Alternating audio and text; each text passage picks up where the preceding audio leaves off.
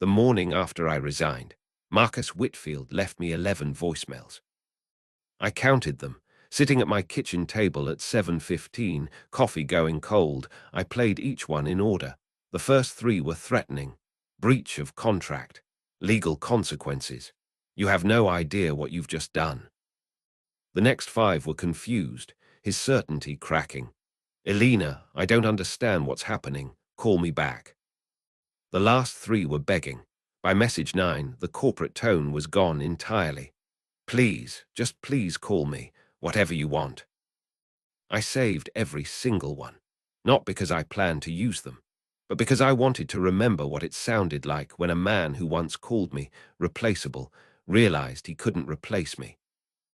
I listened to the final voicemail while sitting across from James Hartford, the man who had been Whitfield and Associates' biggest client for 9 years, the man whose account generated $4.2 million in annual revenue, the man who was, at that very moment, signing a contract with my new employer.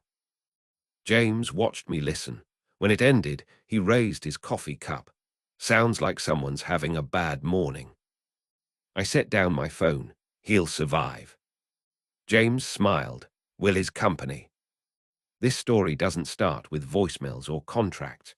It starts 3 weeks earlier, in a conference room with fluorescent lighting and a CEO who thought he understood value.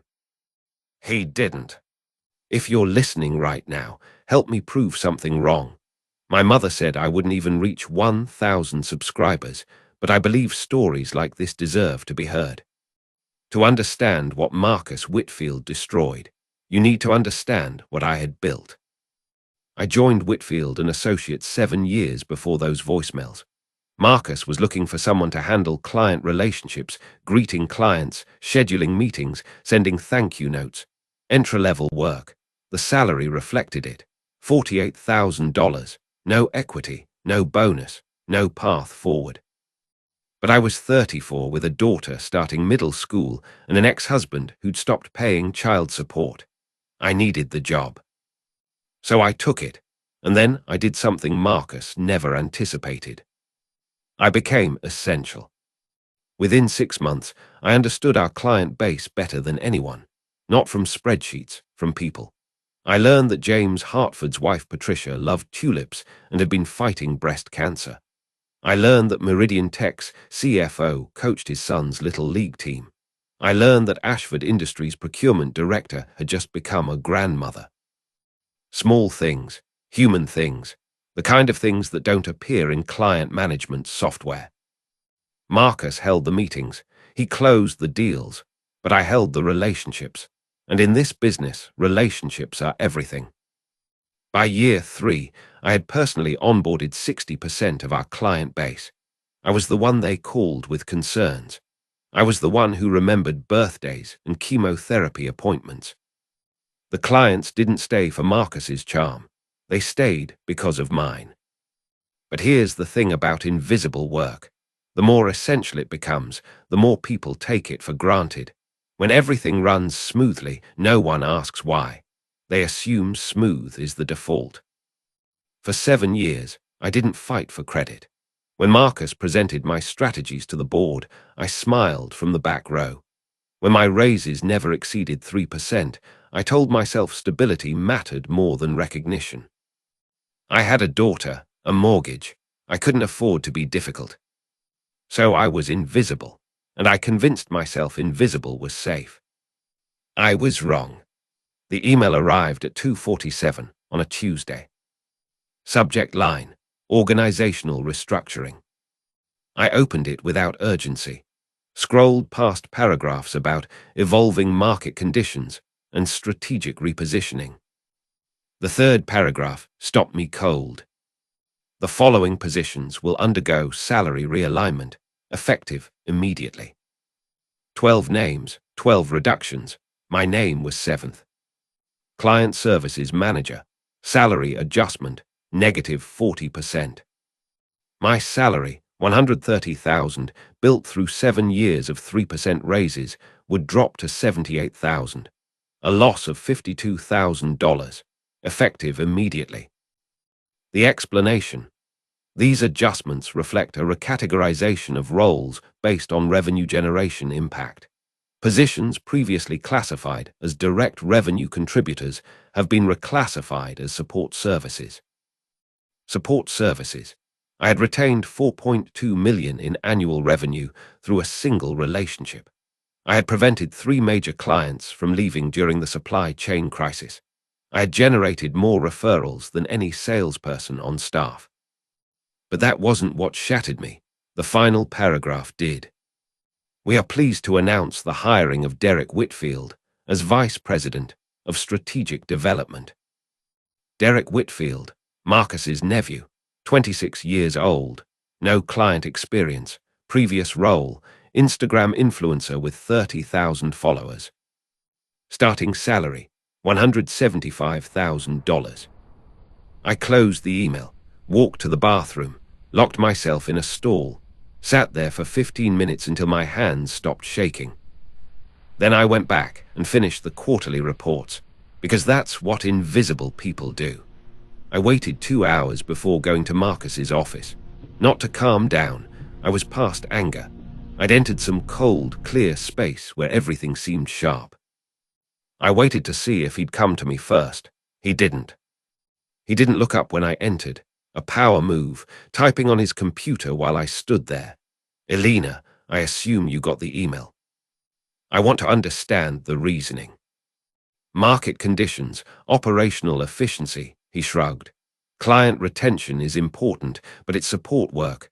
The clients don't know your name. They know the Whitfield brand. He searched for the word. Facilitation, and facilitation can be done cheaper. I felt something lock into place inside me. What about Derek? I asked. Is Vice President of Strategic Development a revenue-generating role? Something flickered in his eyes. Derek brings fresh perspective. That's the future. He's your nephew. He's qualified. I stood there for a long moment. Then I said, nothing else, walked back to my desk and typed 4 words into Google. Non-compete clause enforceability. That night, I spread 7 years of employment documents across my kitchen table. The non-compete was aggressive. 2 years, 50-mile radius, no competing firms, no client solicitation. On paper, it looked airtight, but I spent 3 hours reading case law. In my state, courts had started viewing non-competes skeptically, especially when employees faced significant pay cuts without cause. A 40% reduction might constitute constructive dismissal, and constructive dismissal could invalidate non-competes. The next morning, I called an employment attorney named Rachel Chen. She listened to everything, then said, a 40% cut without cause, combined with a clear pattern of undervaluing your contributions, that's not nothing. The non-compete might not hold up. What if clients decide to follow me on their own? You can't solicit them, you can't take client lists, but personal relationships, the fact that people know and trust you, she paused. That's in your head. They can't take what's in your head. For 7 years, I'd believed I was trapped, invisible and caged by my own caution. But the cage had always been unlocked. I just hadn't tried the door. The next 2 weeks required precision. I went to work as usual, smiled, attended meetings, did absolutely nothing to signal what I was thinking. But I stopped doing the invisible labor, small things, a client check-in I didn't schedule, satisfaction surveys I prepared but didn't follow up on. Without my maintenance, gaps appeared, small ones, but they grew. Marcus walked past my desk, talking to his nephew. Nothing's changed. The clients don't care who handles the paperwork. The brand does the heavy lifting. Derek nodded, typing on his phone, probably Instagram. Marcus didn't acknowledge me, same as always. But this time, I smiled. On Friday of the second week, I met James Hartford for coffee. A quiet spot downtown, nowhere connected to Whitfield. I told him the truth, the salary cut, the reclassification, the word facilitation. James listened, without interrupting. Then he said something I'll never forget. In 9 years, Marcus has never remembered my wife's name, never remembered she was sick, never sent anything suggesting he saw us as more than a revenue line. He leaned forward. You sent Patricia tulips when she got out of the hospital, her favorite flower. You remembered that from a conversation 4 years ago. His voice was steady. I've been with Whitfield for 9 years, but I've been with you for 7. If you land somewhere new, let me know. This account goes where you go. That evening, I received a LinkedIn message from Diana Reese, CEO of Catalyst Partners, Whitfield's main competitor. We've heard impressive things. Would you be open to a conversation? I typed 2 words, I'm listening. Diana offered me Director of Client Partnerships, 30% above my original salary, equity stake, full authority, and a clear understanding they wouldn't poach clients, but if clients chose to follow me, that was their decision. The following Thursday, Marcus called a company-wide meeting. I'm thrilled to announce that Hartford Manufacturing has verbally committed to a 5-year contract extension. The room clapped. Marcus beamed. He looked right at me. This is what happens when you prioritize brand excellence and strategic leadership. The message was clear. You think you matter. The client is staying anyway. After the meeting, I texted James Hartford. Congratulations on the extension. His response came in 60 seconds. What extension? I called him. Marcus just told the entire company you've committed to 5 years.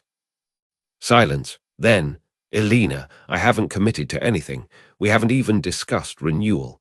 The contract isn't up for 8 months. Marcus had fabricated the commitment entirely. James had a theory. There have been rumors about Whitfield exploring acquisition offers, if he's inflating the company's value before a sale. A 5-year commitment from their largest client would boost the valuation significantly. It was fraud, or close enough. What are you going to do? James asked. I'm going to let him finish burying himself, and then I'm going to leave. James sent Marcus a formal verification email, CCing his legal team. A careful request for clarification about the announced extension.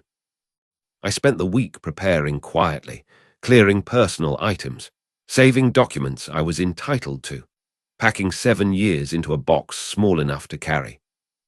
Then Hartford's formal letter arrived. They were reassessing their partnership, concerned about communications that had misrepresented their commitment. No extension discussions until matters were clarified. $4.2 million, suddenly in jeopardy. Marcus spent the afternoon behind closed doors. Damage control. At 2:58 on Thursday, I walked to his office with an envelope. My resignation, effective in 2 weeks. He stared at it, then at me. You're serious right now? Right now. We'll enforce the non-compete. You can try. He scrambled. What do you want? A raise? We can bring your salary back, maybe higher. I can admit the timing was poor. I want to leave. I was halfway to the door when I stopped. One more thing. You might want to call James Hartford before your board presentation. I watched his face change. Confusion, then the blood draining. How do you know James Hartford? I've known him for 7 years, Marcus. Someone had to remember his wife's name. The elevator doors closed behind me, and I exhaled. I wasn't there for the board presentation, but I heard about it. Marcus was presenting quarterly numbers when his phone started buzzing. Again and again. He finally looked, and his face changed. Hartford Manufacturing was terminating their relationship, effective immediately. 4.2 million, gone with a single call. A board member pulled up the company announcement on her phone and read it aloud. Hartford Manufacturing has verbally committed to a 5-year contract extension. Her voice was ice. The meeting didn't continue. The board called a recess. It was the beginning of the end. I started at Catalyst Partners on a Monday. Diana Reese met me at the door. Welcome home. James Hartford's account transferred 3 weeks later. Marcus didn't fight the non-compete. He couldn't. Hartford's termination letter cited their relationship with me as the reason. James had made his own choice. And he wasn't alone. Over 2 months, 3 more accounts followed. 2.1 million in transferred revenue in the first quarter. 6 months later, Whitfield and Associates was acquired for far less than Marcus had hoped. Without Hartford, without the accounts that followed, the company's value had collapsed. Marcus stayed on as a consultant, a title without authority. Derek, the nephew, was let go within the first week. At Catalyst, my title is Senior Vice President of Client Strategy. Salary more than double what Marcus cut me to. The equity vests this year. But those aren't the metrics that matter. Last month, Patricia Hartford finished her final round of cancer treatment. She's in remission. James called to tell me. She wanted to thank you.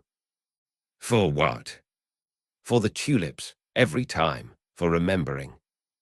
Marcus had looked at all of that and seen support services. Facilitation, something that could be done cheaper. He was so wrong. Companies will tell you that you're replaceable. They'll use words like alignment and restructuring to explain why your value can be reduced. They'll promote nephews and cut salaries and assume the machinery keeps running because it always has. Sometimes they're right. Sometimes you are replaceable. But sometimes you're the reason the machinery runs at all. The relationship that keeps the client. The memory that earns the trust. The invisible infrastructure everyone depends on but no one sees. And when that's true, you have more power than they want you to know. Marcus looked at my work and saw cost. I looked at my work and saw leverage. He cut my salary by 40%, so I took his biggest client with me. He thought he was trimming costs. He was cutting his own throat. He just didn't know it yet. If you've ever been the invisible person holding something together, I want to hear your story. What happened when you stopped carrying the weight? Drop your experience in the comments, because most companies don't understand what they have until it walks out the door. And by then, it's already too late.